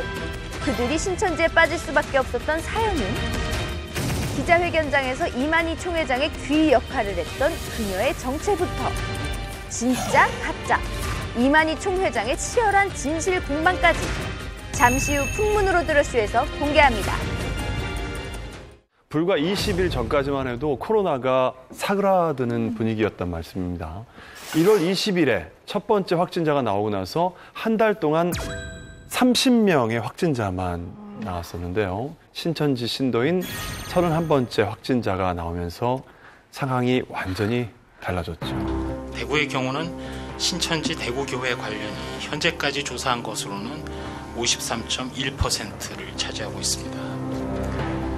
현재 감염병 특별관리지역에서 조사 중인 사례 상당수가 이처럼 신천지 대구교회와 연관성이 있는 것으로 확인이 되고 있습니다. 31번 확진자는 지난 6일 교통사고를 당해서 병원에 입원 중인 상황이었습니다. 그런데 10일부터 38.8도에 달하는 고열 증세를 보였는데요. 이에 의료진이 코로나19 검사를 권했다고 합니다. 하지만 이 31번 환자는 확진자를 만난 적도 없고 해외를 나간 적도 없다면서 거부를 했다고 합니다. 근데 더 아찔한 사실이 있어요. 지난달 16일에 신천지 대구교회에 참석을 해서 예배를 드렸대요. 근데 문제가 뭐냐면 보통 이 예배를 드릴 때 한 500여 명의 교인들이 모이게 되는데 이 교인들이 또 예배를 보는 모습이 뭐 언론에도 많이 나왔지만 굉장히 근거리 너무 가까이에서 또 방석에 예배를 앉아서. 드리잖아요. 그나마 방석도 사실은 워낙 좁아서 방석도 쓰지 않는 경우가 많다라고 저는 피해자 연대에서 들었거든요. 예배의 어떤 규칙들, 그러니까 마스크를 쓰면 안 된다라는 것들, 그리고 굉장히 이렇게 좁은 간격에서 2시간, 3시간 동안 굉장히 좀 가열차게 예배를 본다라는 이런 시스템 때문에 더 많이 빨리 확진자가 늘어나지 않았나라는 생각을 하면서 좀 쉬었으면 좋겠는데 몸이 아팠으면 왜 굳이 병원에 있다가 예배를 보러 가셨는지 이게 또 저는 안타깝거든요. 그러니까 이것을 알려면 저희가 신천지 교리를 조금은 알아야 될 것 같아요. 그래서 조금 알아봤는데 신천지 교리상 새 세계가 열리며 현재의 육신을 벗고 새 육신으로 갈아입는다라는 이런 믿음이 있어요. 그래서 신도들이 이 현재 육신에 대한 건강에 그렇게 크게 관심이 없는 거죠. 왜냐하면 새 세계가 열리면 나는 새로운 육신을 얻게 되니까. 그래서 31번 교인 같은 경우에도 이 코로나19 증상에도 검사를 거부하고 일단 예배가 우선이었던 거예요. 그렇기 때문에 예배를 보러 갔다라고 생각이 듭니다. 신천지라는 그 교회에서 출입을 하려면 손가락으로 지문 인식을 해야 된다고 하잖아요. 그러면 거기에 계속 교인들이 계속해서 거기에 똑같이 이 손으로 터치를 해야 되니까 그렇게 보면 감염자이신 분이 엘리베이터 버튼도 똑같이 그렇게 하면 나머지 다음 분들이 그걸로 인해서 걸릴 확률이 많아지는 거죠. 신천지로 들어가려면 다 지문 인식을 해야 된대요. 그래서 확진자들이 더 많아졌다고 얘기를 하더라고요. 이야. 신천지교회 예배당 입구 지문 인식기가 놓여 있습니다. 등록되지 않은 지문을 대면 경고음이 납니다. 신천지 대구교회에도 이 같은 지문 인식기가 설치되어 있습니다. 모든 교인이 예배를 보려면 인식기에 손가락을 대야 하고 이 과정에서도 서로 분비물이 옮겨질 수 있습니다. 그 후로 대구 지역의 확진자 수가 하루에도 수백 명씩 나오기 시작하면서 우리가 또 언론으로 그걸 봤고 이 신천지 내에서 집단 감염이 이루어졌다라는 것을 저희가 이제 확인할 수가 있게 된 거예요. 그래서 그 후에 신천지는 이른바 슈퍼 전파자로 지목을 받고 있습니다. 이 신천지 대체 어떤 곳인가요? 네, 1984년 교주 이만희 씨에 만들어진 신천지는요, 교주에 대한 신격화와 성경에 대한 자의적인 해석으로 비주류 종교로 분류된 곳입니다. 네. 이 사실 이런 상황에서 이슈의 중심에 있는 인물입니다. 바로 신천지의 총회장인 이만희 씨인데요. 이분은 대체 어떤 분인가요? 네, 지금 포스털 사이트의 인물 프로필을 보면은 경상북도 청도 출신의 1931년생 종교인이라고 나오고 있는데요. 그러니까 올해 90세가 된 것이죠. 네. 이야. 네, 이 종교가 만들어진 지 약 36년 정도? 37년 정도가 된 것 같아요. 1984년도에 신천지를 창설을 했고 또 경기도 과천시에 본부를 세우게 되는데요. 처음에는 과천 안양 등지에서 활동을 했었습니다. 그러고 1980년대 말쯤 돼서 전국적으로 계시록 집회를 열기 시작했어요. 근데 이만희 씨 같은 경우는 그 신천지 자금횡령 등의 이 혐의로 2018년도에 고발이 된 상황이라 일단 수사를 받고 있고 현재 출국 금지도 되어 있는 상황입니다. 네. 그런데 제가 이런 기사를 예전에 본 적이 있거든요. 이게 굉장히 의아한 부분인데 이 이만희 씨가 신천지 총회장이잖아요. 근데 억대 구판을 벌인 적이 있다고 구시요? 하더라고요. 에? 이게 대체 무슨 소리인가요? 이건 무슨- 종교와 구시요? 굉장히 상충되는 부분 아닙니까? 그렇죠. 구시라면. 이 사건이 지난 2013년에 있었던 일인데요. C 채널에서 이런 보도를 합니다. 영생주장 교주가 억대 구판을 이라고요. 이만희 씨가 사후를 대비해서 억대 구판을 벌였다는 정황을 포착하고 심층 보도한 건데 C 채널은 이 보도를 통해서 신천지 신도들을 상대로 영생불사 교리로 유혹하면서 신도들 몰래 굿판을 벌인다라고 보도를 했습니다. 이로 인해서 신천지 안팎에선 굉장히 큰 파장이 일었던 거죠. 네, 신천지 측이 곧바로 부인을 했는데요. 이 채널이 허위 왜곡 보도를 했다. 신천지가 마치 굿에 의지하는 종교인 것처럼 오해하도록 만들었다라면서 30억 원 상당의 손해배상을 청구를 했습니다. 하지만 법원은 C채널의 손을 들어줬어요. 신천지 억대 구판 보도는 정당했다라면서 이를 기각하고 원고 패소 판결을 내렸습니다. 이게 법원에서 그렇게 나온 거면은 그런 행위 자체가 있었다라는 그렇죠. 걸 인정하는 거죠. 예, 보도. 자료가 있기 때문에 이런 결과가 나오지 않았을까. 실제로 신천지는 자체 교육기관에서 성경 교육을 받고 이 수료 시험에 합격을 해야만 입교가 가능하다고 하는데요. 제가 이 수치를 보고 굉장히 놀랐습니다. 지난 10개월 동안만 무려 10만 3,764명이 이 교육을 수료했다. 이렇게 주장을 해서 충격을 주고 있습니다. 네. 와, 한 달에 10,000명. 규모가 너무 어마어마한데 특별한 뭐 학교 방식이나 그런 게 있나요? 좀 취재를 해보니까는 신천지에서는 이런 식으로 선교를 하고 누군가를 데려오는 사람들 추수꾼이라고 부른다고 하더라고요. 보통은 이제 기존 교인, 기본적으로 이제 종교에 대한 믿음이 있는데 그쪽 교회에서 이렇게 활동이 좀 저조하거나 외곽으로 따로 놓는 것 같은 사람들한테 접근을 해서 친근감을 먼저 표현을 한다는 거예요. 그래서 처음에 얘기할 때는 그냥 취미 생활을 함께 하자, 혹은 면접 준비를 하자. 그 사람이 필요한 걸 주변에서 면밀히 본 다음에 필요한 얘기를 하는 거죠. 그 사람이 오게 되면은 처음에는 친분을 시작해서 점점 본인들의 생각을 포교하는 그런 방식이라고 하는데요. 신천지를 처음에 밝히지 않고 접근을 하는 거예요. 그렇죠. 처음에 밝히지 않는 게 중요하고요. 그 밝히지 않는 것 자체가 이미 자기들이 부정적인 이미지를 갖고 있다는 걸 어느 정도 안다고 볼 수 있고요. 추수꾼이라고 하잖아요. 이렇게 우리 한 명 한 명을 곡식 알갱이처럼 이렇게 계속 여물도록 기다렸다가 추수하는 거예요? 추수를 한다고 해서 그런 그 목소리를 들었는데 이번에 코로나 확진 판정을 받은 신천지 신도들을 보면요. 20, 30대가 굉장히 많더라고요. 예, 특별한 이유가 있을까요? 신천지 같은 경우는 굉장히 그 젊은 층의 포교에 굉장히 공을 들이고 있어요. 왜냐면 20대 청년들을 보면 일단 가정이 없고, 혹은 저보다 좀 더 어린 친구들은 직장이 없을 수도 있잖아요. 아직 뭐 학생이거나 그런 경우에 어디에 얽매이지 않으니까 어떤 종교단체에서 목표를 정해주면 그 목표를 위해서 그 또래들끼리 계속 그것만 보고 달리는 거예요. 그러니까 이런 부분이 일꾼으로서 굉장히 적합하다라고 판단하기 때문에 그 젊은 층 포교에 굉장히 힘을 쏟는다고 하더라고요. 젊을수록 뭔가에 올인하기가 쉽잖아요. 사실 뭐 요즘에 불안하면 더 이제 종교에 의지를 하고 싶어지는 순간들이 생기잖아요. 근데 특히나 뭐 취업 걱정도 많고 혼자 외롭고 미래에 대한 불안감 또 뭐 남들에게 뒤떨어진다라는 어떤 그런 의식 같은 것들이 이렇게 불현듯이 찾아올 때 누군가한테 이게 기대고 싶은데 이 신천지의 포교 방법 중에 사람들의 마음을 얻은 다음에 그걸 가지고 종교까지 이렇게 이끌어가는 경우가 굉장히 많다고 합니다. 그래서 다른 연령대보다 젊은 20대 요 친구들한테 포교하기가 훨씬 더 용이하다고 합니다. 이 포교 방식을 이제 신천지 용어로는 환자 만들기라고 얘기를 하는데, 그러니까 취업 준비 중인 포교 대상자가 있으면 취업과 관련된 컨설팅을 해주는 거예요. 그러니까 정신적으로 심리적으로 완전히 의존하게 되는 것이죠. 이렇게 포교 대상에 맞게 신천지 신도를 연결하는 걸 얼굴 띄우기라고 합니다. 놀라운 사실이 하나 더 있는데요. 종교계 관계자에 따르면 이렇게 신천지에 특수 포교 훈련을 받은 사람이 5만에서 10만 명에 이른다고 합니다. 그러니까 이제 그 포교 대상자에 맞춰서 전담을 해서 3, 4명이서 팀을 짜서 전담을 할 수 있는 그런 구조를 완벽하게 갖춘 것이죠. 진짜 철저하네요.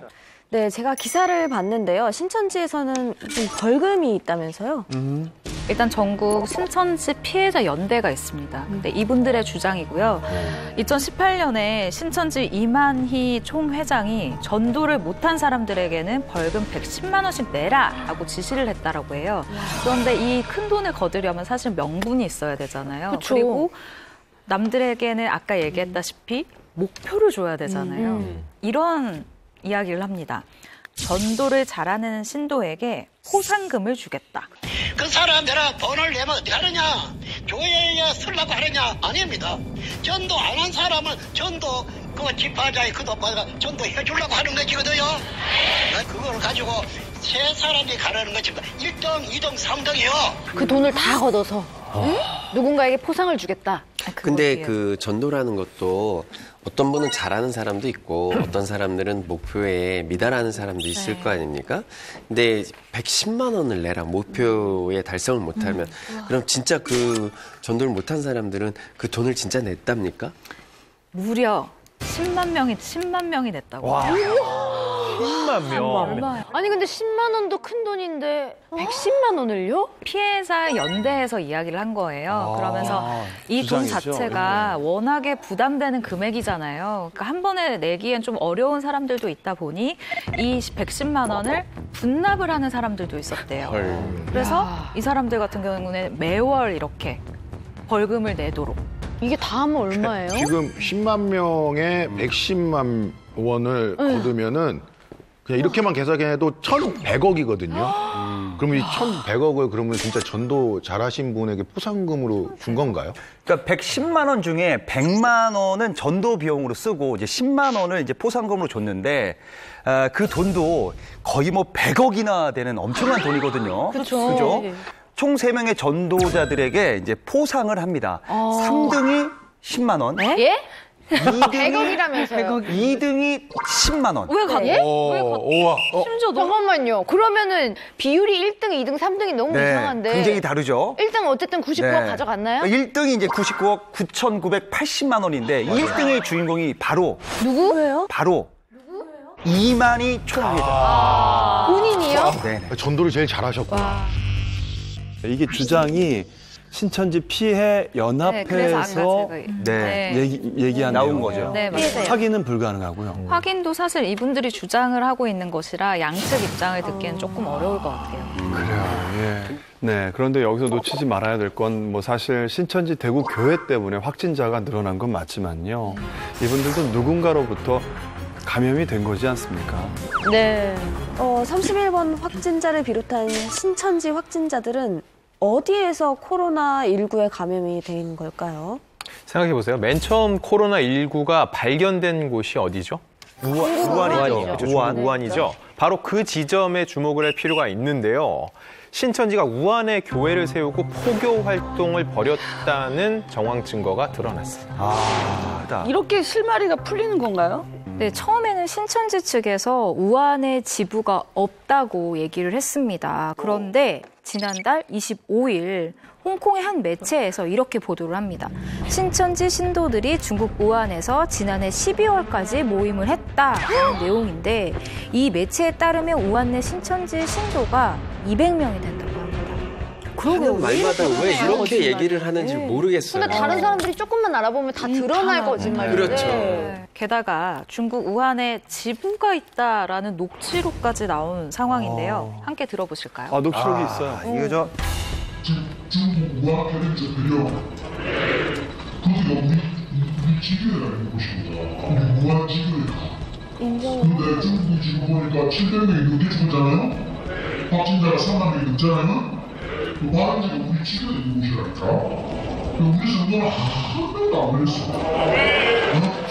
감사하죠. 이게 말하자면 예배 내용인 거잖아요. 근데 이렇게 녹취록이 있는 거 보면 이건 정말 빼박 아닌가요? 네, 그런데 신천지 측에서 또 이렇게 이야기를 합니다. 신도는 있지만 2018년도에 모든 예배당을 폐쇄했기 때문에 교회 건물이 없대요. 하지만 한 매체 단독 기사에 따르면 지난해 1월이죠. 우한에도 복음방 그리고 센터가 운영됐었던 것으로 알려졌습니다. 또 한 번 거짓말을 한 것이 들통난 겁니다. 1월까지 운영을 한 거죠. 교회다라고 누구나 볼 수 있는 건물은 아니지만 뭐 복음방, 뭐 다 같이 모여서 얘기를 하는 센터가 어쨌든 있었다라는 거죠. 네.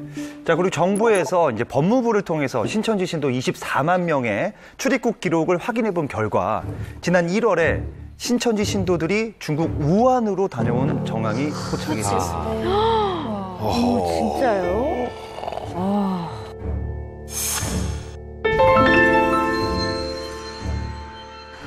신천지가 코로나19를 확산시켰다는 의견에 대한 신천지 측의 입장은 어땠나요? 코로나19가 급증하는 시점이죠. 지난달 20일 이만희 총회장이 처음으로 입장을 밝힙니다.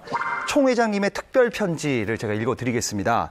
근본 병마 사건은 신천지가 급성장됨을 마귀가 보고 이를 저지하고자 일으킨 마귀의 짓입니다. 좀 이해하기 힘든 그런 내용입니다. 코로나19가 마귀의 짓이다. 마귀의 짓이라고.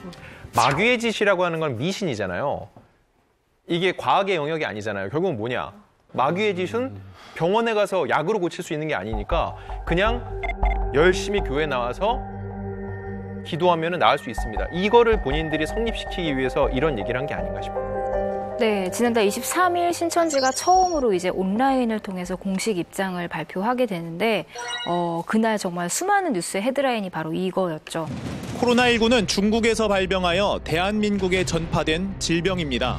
신천지 예수교회 성도들은 당국의 방역 조치를 믿고 일상생활을 해온 대한민국의 국민이자 피해자입니다. 네, 사실 뭐 굉장히 많은 신천지 신도인들이 뭐 코로나19에 감염됐기 때문에 피해자는 맞지만 무엇보다 진정한 피해자는 그 대구 시민들이 아닐까 생각이 듭니다. 맞습니다. 이들이 빨리 신천지 교인이라고 신분을 밝히고 자가격리를 하고 검사와 치료를 받았다면 피해를 줄일 수 있었다는 측면에서 이분들은 가해자에 가까운데 중요한 건요. 신천지 교인들이 가장 많이 지금 현재 치료를 받고 있는 상태고 우선적인 치료를 받고 있죠. 근데 그런 상황에서 굳이 우리가 최대 피해자라고 하면서 그렇게 얘기를 하는 건요. 누구한테도 저는 환영받을 수 없을 거라고 생각합니다. 네. 코로나19 사태가 악화되자 이만희 총회장의 책임론까지 불거졌죠. 네, 지난 1일이었죠. 서울시는 이만희 총회장을 비롯해서 신천지 지도부를요. 살인죄, 상해죄, 감염병 예방 및 관리에 관한 법률 위반 혐의로 서울중앙지검에 고발했어요. 네. 다른 건 몰라도 살인죄는 이게 성립이 되나요? 박원순 서울시장은 SNS를 통해서 이들이 적극적인 조치를 취했더라면 다수의 국민이 사망하거나 상해를 입는 일도 미연에 방지할 수 있었을 것이라는 글을 게시를 했습니다.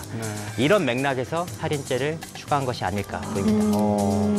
법조계에서는 사실 살인죄 성립은 어렵게 보고 있어요. 미필적 고의인데 뭐냐면은 신천지에서 본인들이 검진을 거부하고 방역에 협조하지 않음으로 인해서 수많은 사람이 이 병에 걸리고 죽을 수 있을 거다라는 걸 본인들이 알면서 방조했다. 이게 미필적 고의라는 건데 이걸 법조계에서는요. 입증 자체가 힘들 거라 보고 있는데 하지만 서울시가 이런 부분을 모르진 않을 거예요. 다 알 거예요. 그럼에도 불구하고 살인죄, 상해죄를 다 넣은 것 자체가 강력하게 수사를 해야 된다는 그 의지를 보인 거라고 생각이 듭니다. 네.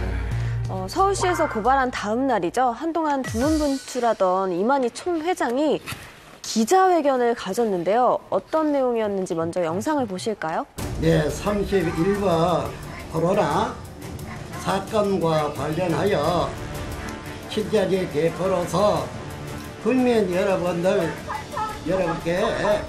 진심으로 사죄 말씀드립니다. 고의적인 것은 아니지만 많은 감염자가 나왔습니다.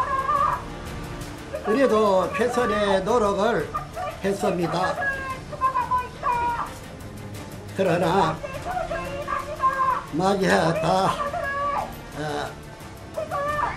다 맞지 못했습니다. 국민 여러분들께 사죄를 구합니다. 네. 뒤에서 막 이렇게 소리를 지르시는 분들. 피해자 어머니, 그 딸을. 교인들의 어머니, 부모님이시죠. 그렇죠. 그러니까 서로 연락이 끊긴 자녀분들을 애타게 찾고 있는 어머니의 목소리인데 네. 어쨌든 궁전 앞에서 기자회견을 하셨어요. 맞아요. 무슨 궁전이죠? 예, 이름이 기자회견은 당초 이제 경기도 가평군 그 평화궁전이라는 곳에서 진행하기로 했는데 경기도 측에서 간염 이후로 이제 허가를 하지 않은 거예요. 실내에서 한다니까. 그래서 건물 밖에서 진행을 하게 된 거고 이날 현장에서 소독차가 출동해서 소독을 또 했다고 합니다. 그럼 그 평화의 궁전이라는 곳이 무엇을 하는 데인가요?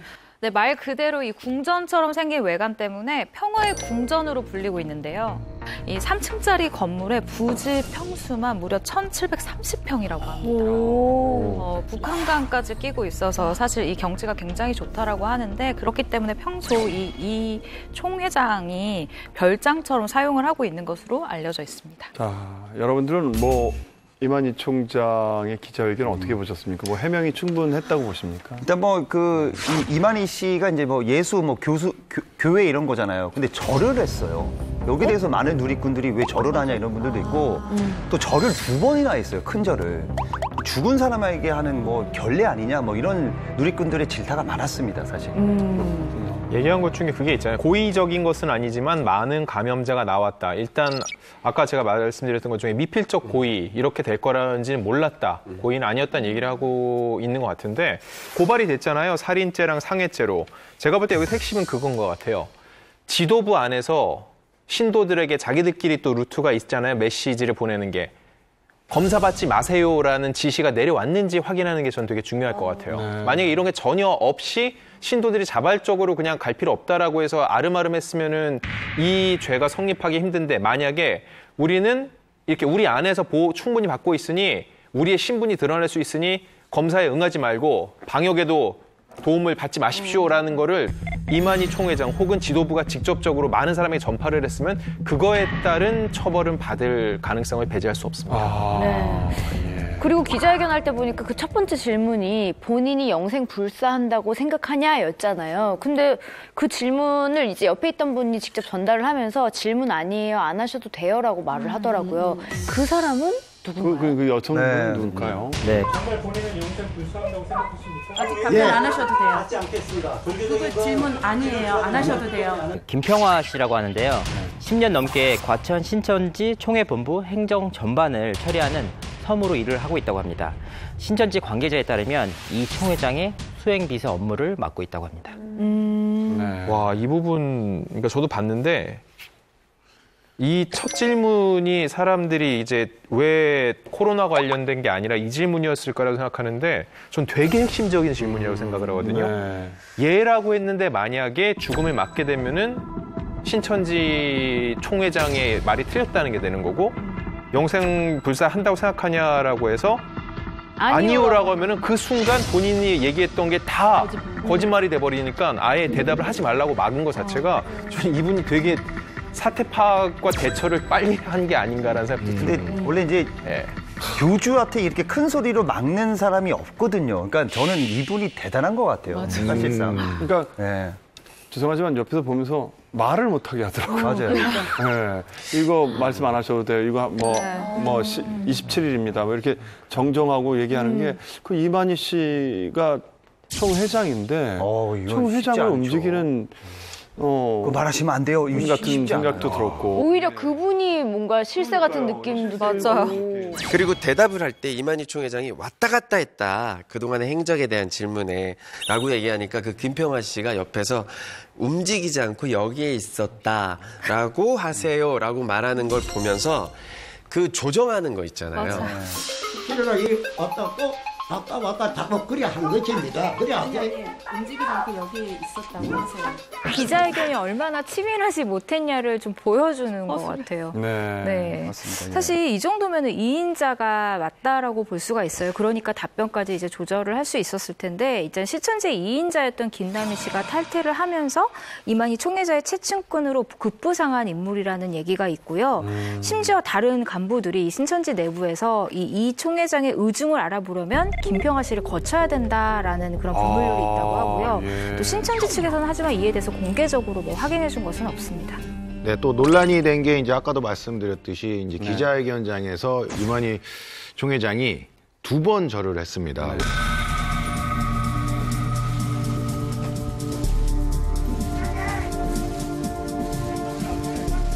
왜 그랬을까라는 얘기가 있는데 그 과정에서 또 이제 손목에 찬 시계가 또 논란이 되고 있습니다.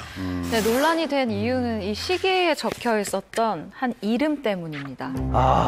저 시계죠. 시계에 박근혜 전 대통령의 이름이 적혀 있네요. 네, 맞아요. 이 시계를 굉장히 쫙 확대를 해서 보면 박근혜 이렇게 전 대통령의 이름이 선명히 새겨져 있어요.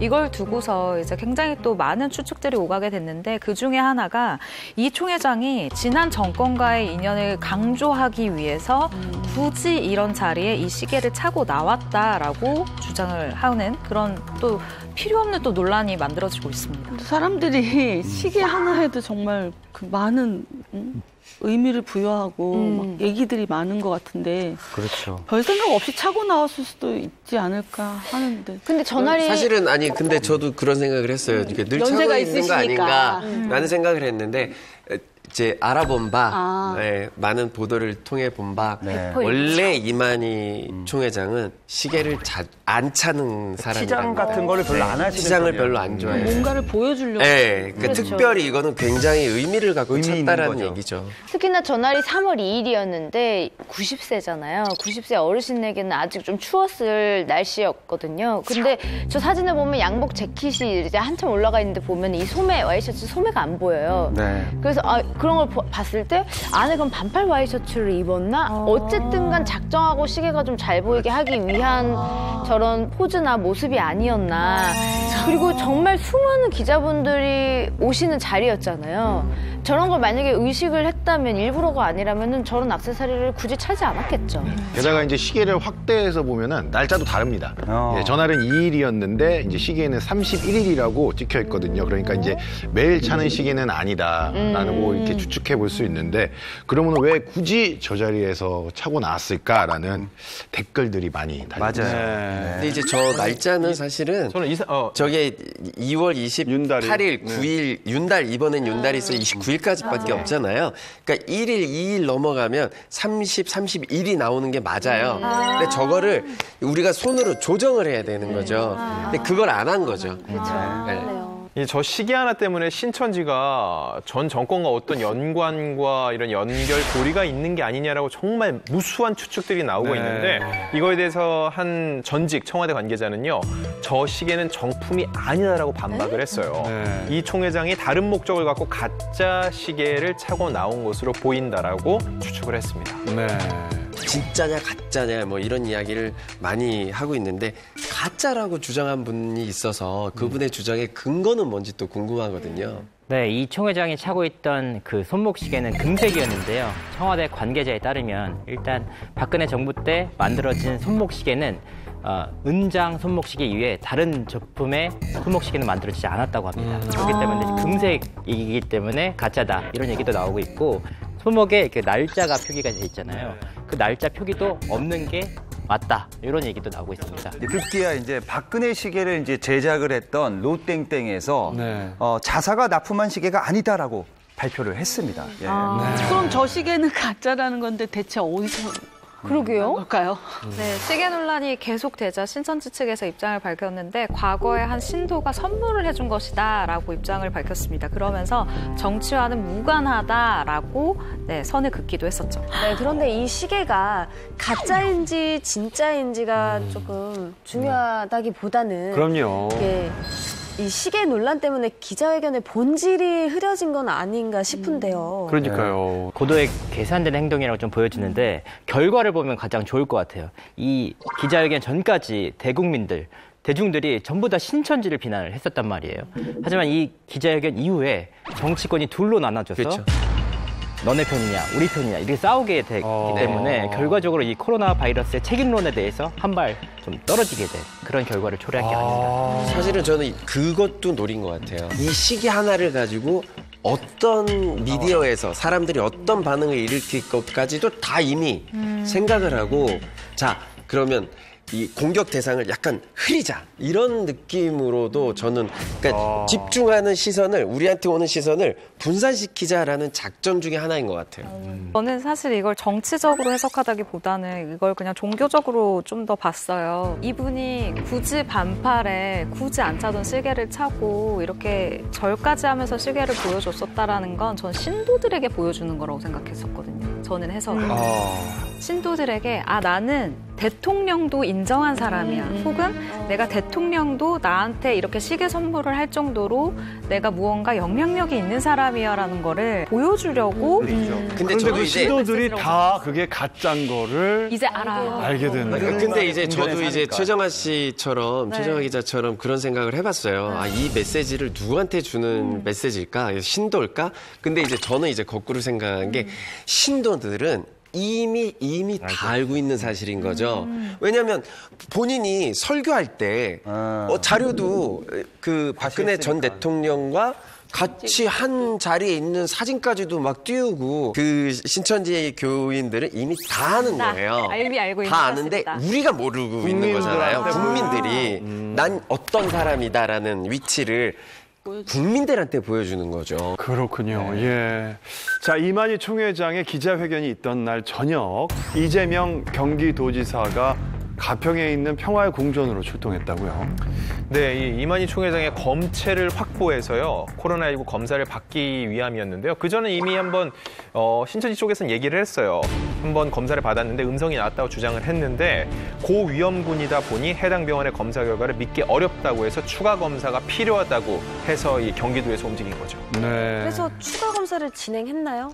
네, 이재명 도지사가 찾아갔을 때는 이미 이 총회장이 평화의 공전을 빠져나간 뒤였다고 합니다. 그런데 과천의 선별 검사소를 방문을 해서 시운을 확인하고 검사를 받았다고 하고요. 결과는 음성이었습니다. 이만희 총회장이 검사를 받았다고 하니 신도들도 다 빨리 하루속히 검사를 받았으면 좋겠네요. 네, 전체 신도가 24만 명이 넘는다고 하니까 시간이 좀 오래 걸리긴 하겠네요. 네, 그 검사실을 풀로 돌리면은 한 10만 명을 조사하는데 한 달 정도 걸린다고 합니다. 24만 명이면 뭐 2달이 넘을 수 있죠. 네. 자, 코로나19 확산을 둘러싸고 신천지에 대한 논란이 뜨거운 가운데요. 일부 연예인들이 신천지 신도라는 루머가 퍼지기도 했다면서요. 네, 국내 톱스타들의 이름이 적힌 신천지 연예인 명단이 SNS와 온라인 커뮤니티를 통해서 정말 급속도로 퍼지기 시작했는데요. 그 리스트 안에는 배우 이동욱 씨, 가수 아이비 씨, 그리고 가수 태희 씨가 포함이 되어 있어서 굉장히 충격을 안겼습니다. 네. 사실 뭐 종교의 자유가 있는 나라니까 사실 뭐 무엇을 믿든 크게 상관은 없습니다. 근데 이 시국에 이것까지 거짓 정보라면 이건 정말 큰 문제라고 저는 생각이 됩니다. 네, 그래서 해당 연예인들이 직접적으로 이 루머를 반박하고 나섰습니다. 이동욱 측은 최근 소속 아티스트를 향한 특정 종교 관련 허위 사실이 유포되고 있음을 확인했다면서 사실과 무관한 루머 양성 및 악의적인 비방, 명예훼손 게시물에 대해 강경한 법적 대응을 취할 방침이다, 이렇게 밝혔습니다. 네. 자, 그리고 이제 FNC 소속 연예인들 중에 뭐 신천지 논란에 또 쌓인 분들이 있는데 여기서 이제 또 FNC에서 이제 입장을 밝힙니다. FNC 그 소속 아티스트 특정 종교와 전혀 무관하며 해당 루머는 사실이 아니다. 악성 루머 양성, 악의적 비방 게시물과 관련해 어떠한 합의도 선처도 없다. 법적 절차를 강력 대응이다라고 밝혔습니다. 네.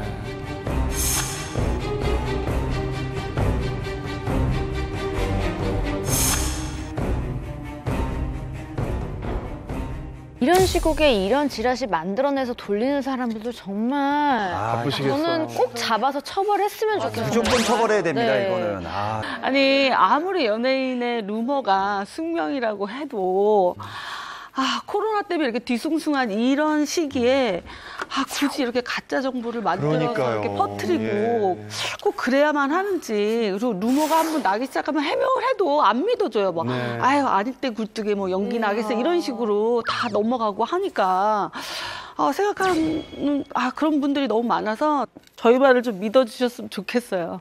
참 이런 그 가짜 뉴스를 또 지라시를 만들어서 이게 유포하는 분들의 심리를 이해를 못 하겠습니다. 지금 국민이 하나가 돼가지고 이 위기를 극복해야 되는 이때 본질을 흘리는 이런 행위들은 정말 근절해야 될 것 같습니다. 지금까지 코로나19에 대해 다양한 이야기를 나눠봤는데요. 코로나19로 고통을 받고 계신 모든 분들이 하루빨리 평화롭던 일상생활로 복귀할 수 있기를 진심으로 바랍니다. 네, 풍문으로 들었쇼. 다음 주에도 유익한 내용으로 찾아오겠습니다. 여러분, 감사합니다. 감사합니다. 감사합니다.